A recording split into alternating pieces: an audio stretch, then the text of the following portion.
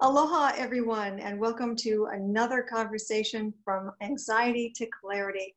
I'm Beth-Ann Kozlovich from Sutter Health, Kahi, Mohala, and this series is a project in conjunction with my colleague Trisha Kajimura at Sutter Health, Kahi, Mohala, and Evan Leong at Brain Gain, Hawaii.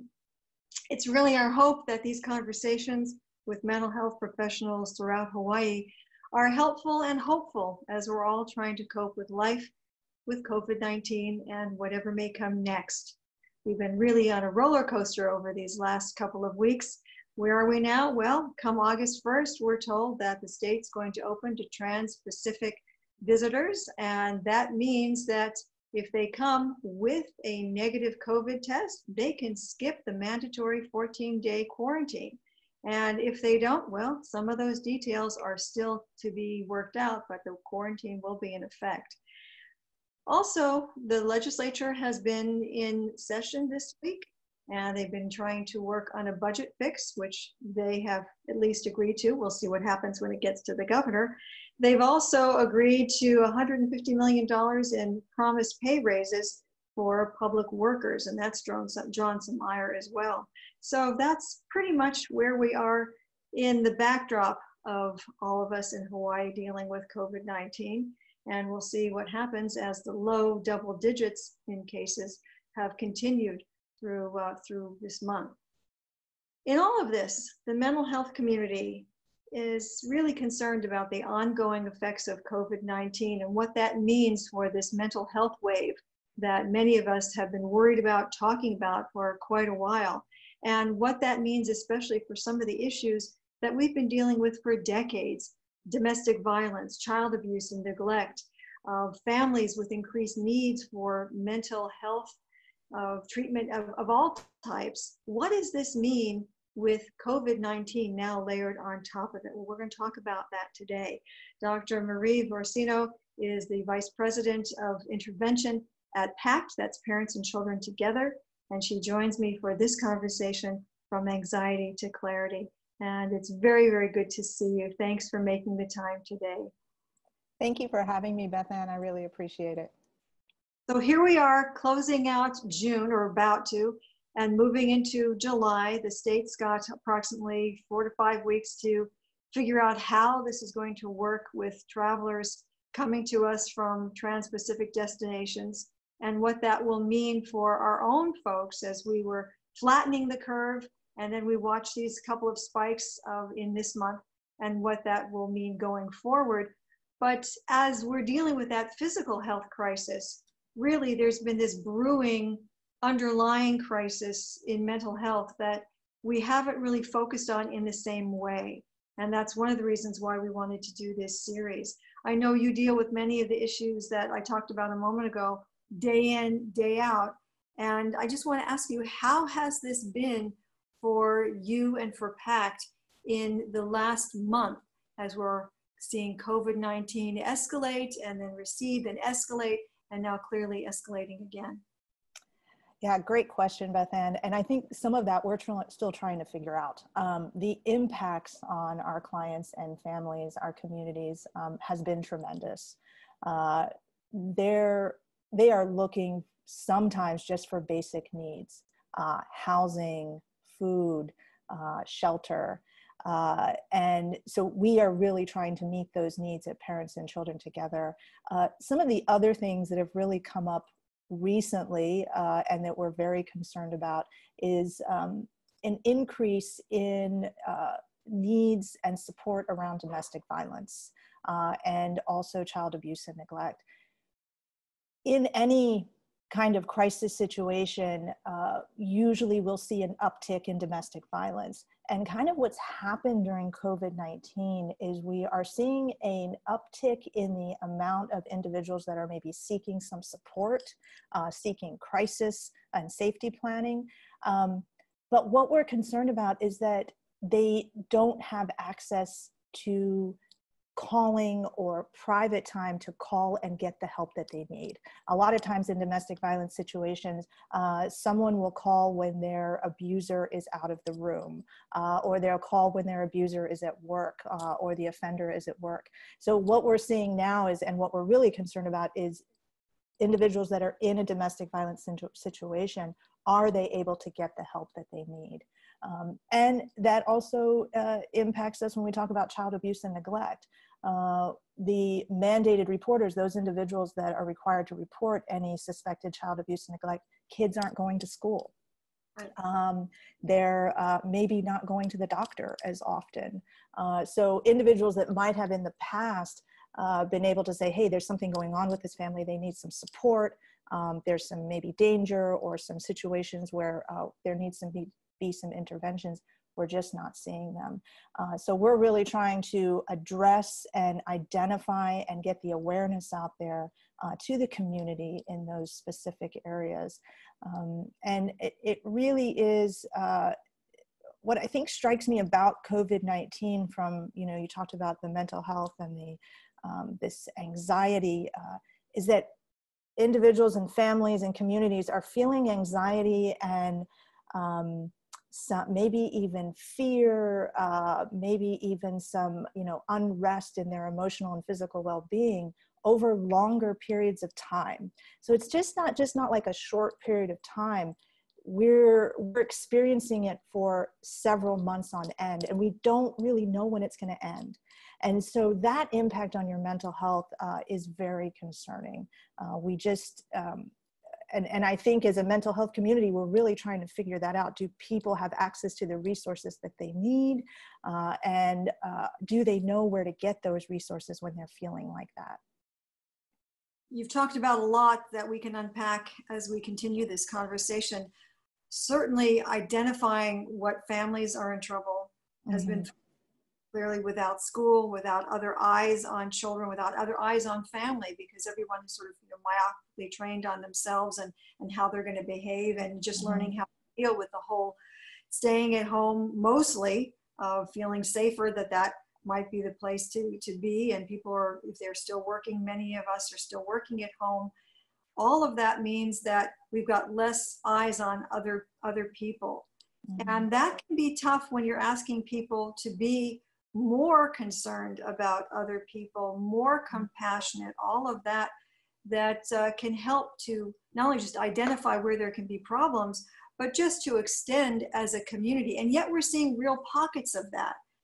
Have you seen any of that change in any sort of way that would be a model for how you might like to ask other people to behave, as we're trying to still keep eyes on children, eyes on family, and we still have at least another month to go before school, however it's going to look, is going to be open? It's really those, I guess, connections, those small connections in the community that we think will really help these issues. If you hear something that's going on in the next door neighbor's house, maybe you need to check in with them. If you do have a relationship with them, give them a call, check in with them, how's everything going? And if you're really concerned, we do say, reach out to the proper authorities. If you're hearing something that just doesn't sound right, arguing, children crying uncontrollably, yelling and screaming, that is really important to kind of reach out. I think, that social connection that we are so used to as human beings has changed. The new norm is the platform that you and I are using, right? Zoom and all of these things that we're trying to connect socially as human beings. And so as a community, we really need to think about ways that we can reach out and support other people in need. And that is one of the things that we're really trying to get across, is that awareness. And we know that people are struggling all over our community. And it is an additional thing to ask someone else to say, oh, hey, something's going on with your neighbor. Can you reach out and support them? But, that is one way that you can kind of help. I think families as well, because we don't have a lot of that connection that we're so used to. We may not be eating dinners together or going to the beaches together, but making sure that we're reaching out via the telephone or via Zoom and checking in with family members. How's everything going? How are you dealing with some of the effects of COVID-19? Because there is so much stress I am sure that is really happening in the households across our communities, related to job loss, financial impact of this. All those things we talked about in the beginning, the food insecurity, people are worried about if they're going to have a house over their head. So that can just create this really, quite honestly, perfect storm, Beth-Ann, that just really impacts families in a really critical way. And so we really want to say that, reaching out to your neighbors, really supporting them. And then also as families, if you are struggling, there is help out there. Picking up the phone and, calling, if you already are connected with a nonprofit or social organization, calling your caseworker, calling your case manager, calling your therapist, just say, I'm really struggling right now. And reaching out to someone that can provide you that support and help. So you brought up two issues that I think we struggle with just in general, let alone in a time of COVID. And yet, because of the pandemic, maybe that is stripping away some of the reticence to call and ask for help. We have a lot of people who are very proud and they don't want to admit that they need help because they may see that that's not for them. That's for part or different strata, socioeconomically speaking, and that's not really something they want other people to know because it's their business. And then you have people who feel that, well, that's their business, I shouldn't mix in, that's not what you do, that's not how you're being a good. And it feels like because of all of the impacts of COVID-19 in so many ways, that we're seeing a lot of these formerly socialized norms strip away. Those are some of them for very, very good reasons and some not so good reasons. But I hear you say that really if you're going to reach out, now's the time. And if you're concerned or you hear something that just gives you that niggling feeling, you got to do something about it. Yeah, definitely. And it is hard. It is definitely hard to reach out and ask for help. And at the same time, it's hard to, not be concerned about your neighbor, but really we don't often do that, right? We don't often maybe reach out to someone we don't know, or we don't want to get involved, right? That's not our business, as you said. And I just like to say that, there are a lot of times school can be an escape for kids. Maybe they have a home life that is very difficult, very challenging. And so just thinking about that there are places in our community right now where kids need help and where parents need help. And it is very, very challenging and difficult times right now. And so what we can kind of do to help that process, and it could just be, hey, going over and, we're not asking anyone to get into danger themselves, but, maybe saying, hey, can I drop off some groceries, or, dropping off something in their front yard or something, or just being that neighbor that maybe is a little bit different than we've done before. And on the other side, when we are in situations where we do need help and we do need assistance, that first step can be challenging. And I would just say that for any organization that is helping clients in this situation, we know that it is difficult, and we are definitely trained to treat families with the utmost fairness and compassion, and there is no judgment at all if you are reaching out for help. That's right. And I think that's the essential message that a lot of folks within the mental health community have been trying to promulgate over this last little while, because we're seeing people, and we've heard from many in the community that they're seeing, first time folks coming in saying, I just realized I need help. And they take a risk doing that in the same way that you take a risk when you try to be of help to someone else who may not want your help, but may later themselves really glad that you took that risk. So this is ongoing. Are any efforts underway from your effort that you can talk about, or from your organization, from PACT, to help with some of those who might be the first responders? I'm thinking about the police, because that's been such a contentious issue for such a very long time, with how police respond to domestic violence or to issues of child neglect. That's that same, you know, barrier of, well, that's their business, and are you okay? Okay, fine. And then, you know, wanting to get out of there very quickly, or, you know, calling up and asking for a wellness check on someone and having to go all kinds of, you know, through hoops to be able to get the police to really show up and ask more than just a few questions like, are you a danger to yourself? Are you a danger to somebody else? Okay, fine, bye. For many people, it feels like that's the routine, and then something may happen and they see that that could have been preventable, but there's such a gap in all of that when you're trying to reach people who really are in danger.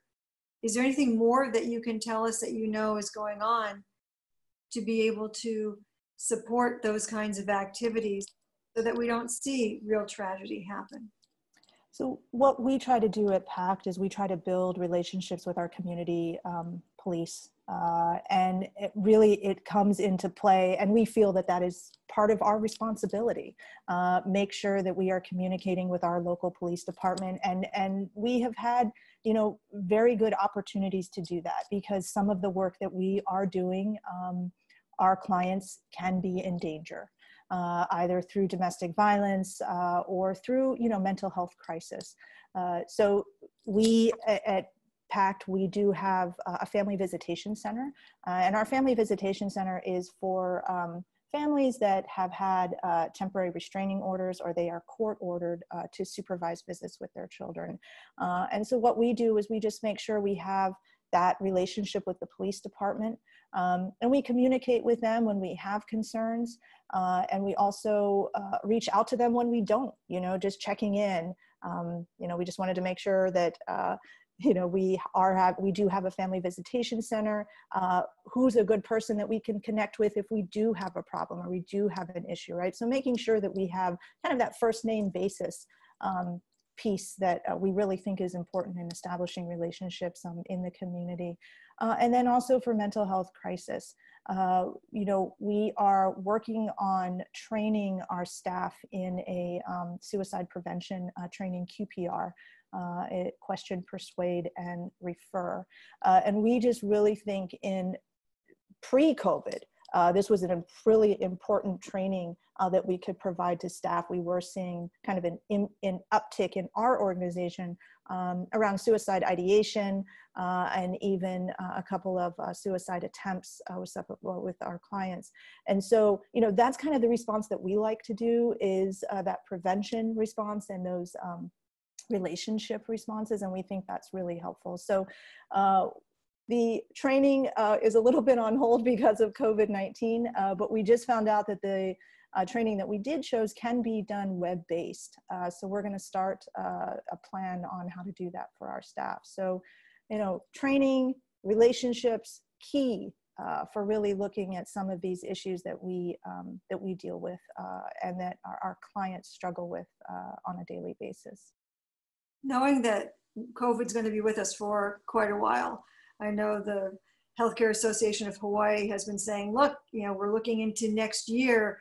Mm-hmm. Who knows what may really happen with vaccines? We don't really know a whole lot about what they may hold, but we do know how we've been taught to behave now, how we've learned to behave now. And in dealing with some of those issues that we've been talking about, how do you see this fundamentally changing how mental health care is delivered and how the community learns to interact with the mental health community and deliver services or be the conduit to services? How do you see that changing in ways that might not have been on the radar even 6 months ago?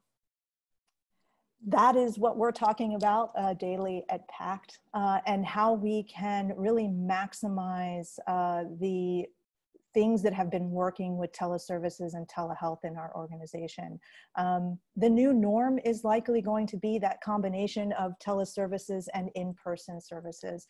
And so we're looking at different ways that we can do that. We do provide groups via teleservices right now. So clients have the opportunity to join groups via that way. Any type of assessment or even individual therapy can be done via teleservices.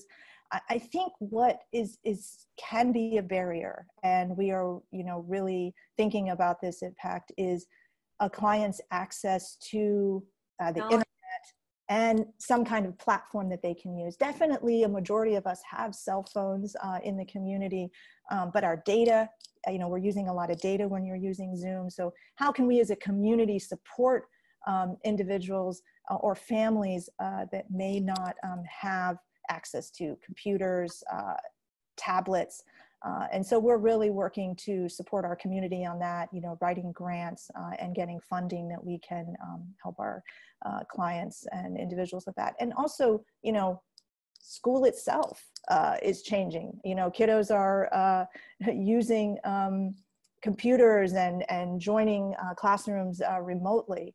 And so we really want to maximize what we've learned. I think the other thing is, and it could happen that we have to go back to, full teleservices if we have some kind of uptick in our numbers, so we really want to be cautious around that too, is that if there is some sort of uptick in the numbers or there is a requirement of shelter in place again, we want to make sure that our clients are comfortable with the technology. It can be a very different way of working with someone, and we want to make sure our staff is comfortable. So I think that's one thing to really think about is we're just really maximizing what we've learned so far. And you bring up the point that I think all in the medical community and the educational community and so many other communities have been learning in an accelerated pace because they've had to. Mm-hmm. Although this might be a very good thing that we saw sort of coming down the pike a few years ago, really getting the mastery over it has been foisted on so many people, mm-hmm. Both the client and on the provider side, that now this has taken us to another level, literally a very, very quick jump. Yes. So how do you see the mental health community itself working better with itself, or perhaps not as well? I know that there's the behavioral health and homelessness surge call that happens every week, and I'm on that, and I know you're on that too, and many, many others are. And so we hear a lot of this information, which seems to be turning more into real sharing of who is out there and what is happening and what the access might look like for clients, as opposed to saying, okay, this is our response to COVID-19 and this mm-hmm. is what we do. And I've been watching that shift over the last several weeks. And I'm wondering what you see as you both participate in that and also as you are in the community delivering services. I think that's what's been so amazing, Beth-Ann, is that sharing piece of all of this and what is working. And, I've been involved in lots of webinars and lots of opportunities as nonprofit organizations to share what has been working. And I think that's been the shift. In the beginning, it was all of us trying to kind of really respond to a crisis situation. And now we're taking all of those things that we've learned from other organizations, from our clients, and really trying to make that part of the action plan. And I think that's where that shift has happened. I always kind of think that, this kind of shift in delivering services from a really in-person format and at Parents and Children Together and many organizations across our state, that's what we did. And in the space of very little time, we shifted. And I think that's what is so amazing. Our work shifted, our clients shifted, and we really are trying to make it work. And it's really, for lack of a better kind of thing to say, is we're all in this together. We're really trying to see what's working for other people and what's working for our clients. An interesting point about that, and whatever hybrid we start to, not just start, but continue to deal with in person plus mm-hmm. whatever, format you may be using or platform you may be using to access telehealth. there's also that issue of being able to pick up cues from other people. And it's very different, even when we're looking at each other right now, very different when you've got this screen between you, let alone when you're sitting in a room with someone and both the provider and the client have to be masked. I mean, there's this whole part of your face that you don't see. And wondering if you're also seeing or hearing from others in the provider community about these nuances and greater learning about how to read a face or how to look at someone's eyes to see if someone is having you on or if they're being straight up with you, what that means as in-person delivery of that kind of treatment or service also means that people have to be masked. So I think two important points you bring up, and both of them is really the training component of this for our staff and our mental health community. And I think we found that out early on. We moved to a telehealth or teleservices at PACT, and then we started to think about ways that we really can support our staff in delivering these services. And so a lot of it was training. A lot of it was, providing tips to them about how to work with your clients remotely. And, you and I are talking remotely and it's just the two of us. We're also doing groups this way. So, you can have 10 or 15 people in a group. So how do you facilitate that? How do you help clients feel like they can share? Because in a in-person setting, you can have that people might feel more comfortable sharing, but in a remote setting, it might be a little different. So how do you help people really feel comfortable sharing? Just as I was thinking about this, how do we also keep that privacy going on, right? So if I'm doing therapy with someone and I'm in my home and the client is in their home and they have other family members around, it can be a little disconcerting for clients to kind of their daughter is coming in or, the kiddos are there. So, I mean, it really does take training and it is a platform that staff and clients are really going to have to they're going to learn as they go along. And I think that's for both processes. It's not just staff learning, it's clients learning as well. I think the other point is that it's not only that learning piece of it, but there's also a safety component to it, especially around, domestic violence and child abuse and neglect. We are doing groups, domestic violence groups, both for survivors and offenders via remote services.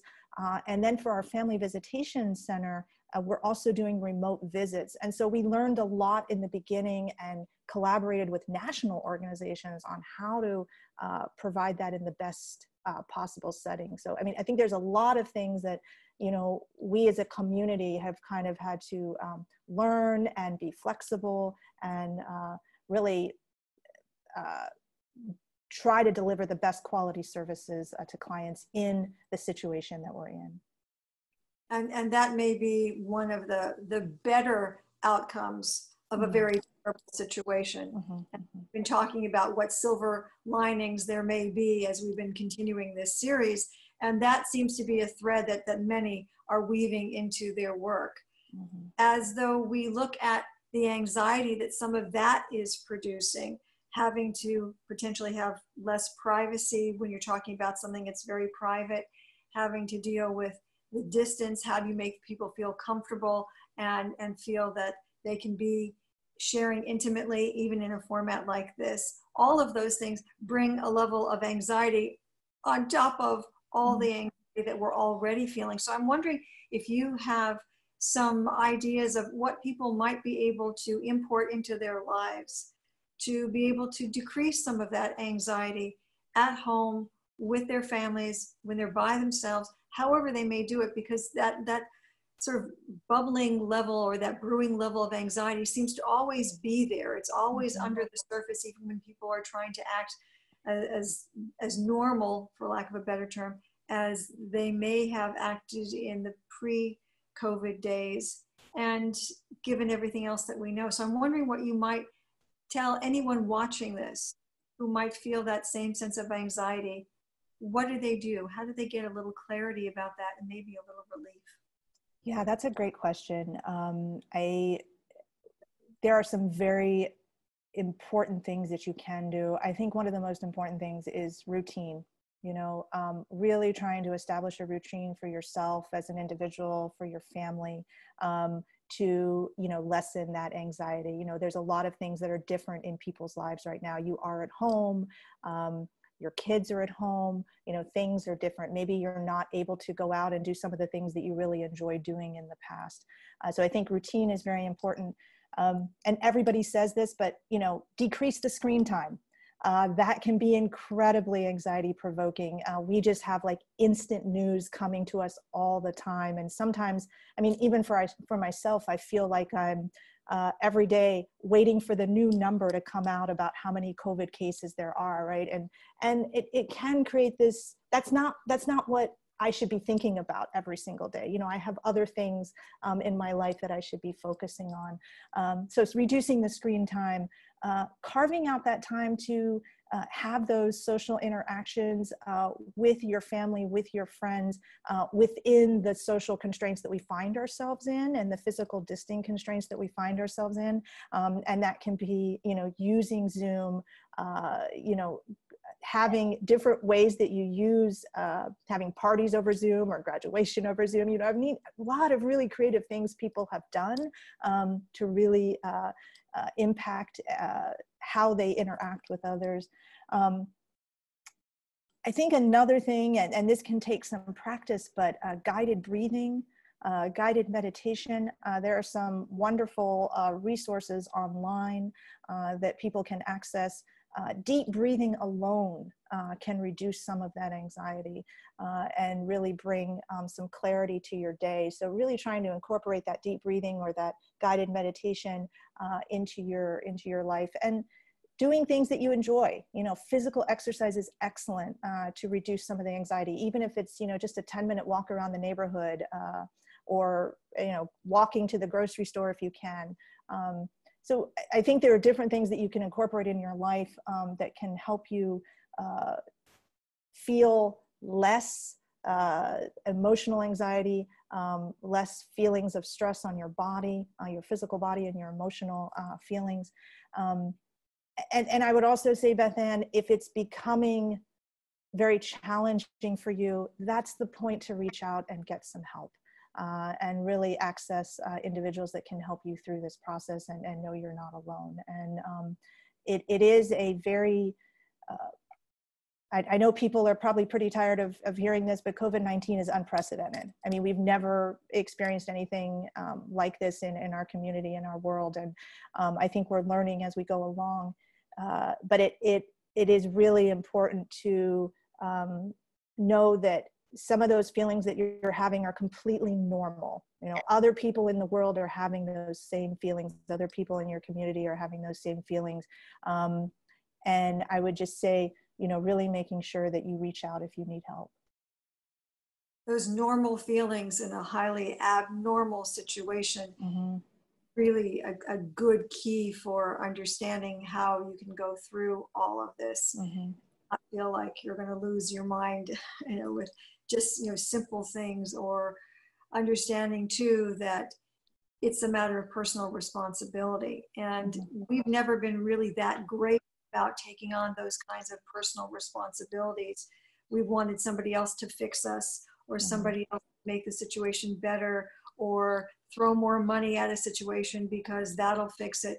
And really, so much of what we've seen over the last several months has really boiled down to personal responsibility. And I hear you asking people to really be serious and honest about that, both in the need for help when you need it, the need to help others if you think they might need it, and being willing to risk a possible, negative reaction from them, and also to be really responsible for your own health and well-being, and not put that off to somebody else, your provider, other family members, whomever, but really being very serious about bringing personal responsibility squarely home to every person. And I thank you so much for being willing to take time this morning and talk about it. And I wish you and PACT all the best, as all of us I know in the mental health community are going to be soldiering on to we know not what, but we know we'll all be walking that path together. Thanks so much. Thank you, Beth-Ann. I really appreciate it, and appreciate the time. And I just want to say thank you to all of, our whole community out there. Everybody has really rallied together, and we'll get through this. We will. Thank you so much. Thank you. To all who joined us for this episode of From Anxiety to Clarity, we're glad that you did. There will be others. And if you would like to give your input as to what those conversations should be, what you'd like to hear, please send me an email. My address is kozlovb, that's K-O-Z as in zebra, L-O-V as in Victor, B as in boy, at sutterhealth.org. Thank you for joining us. We'll see you next time on From Anxiety to Clarity. I'm Beth-Ann Kozlovich. See you then.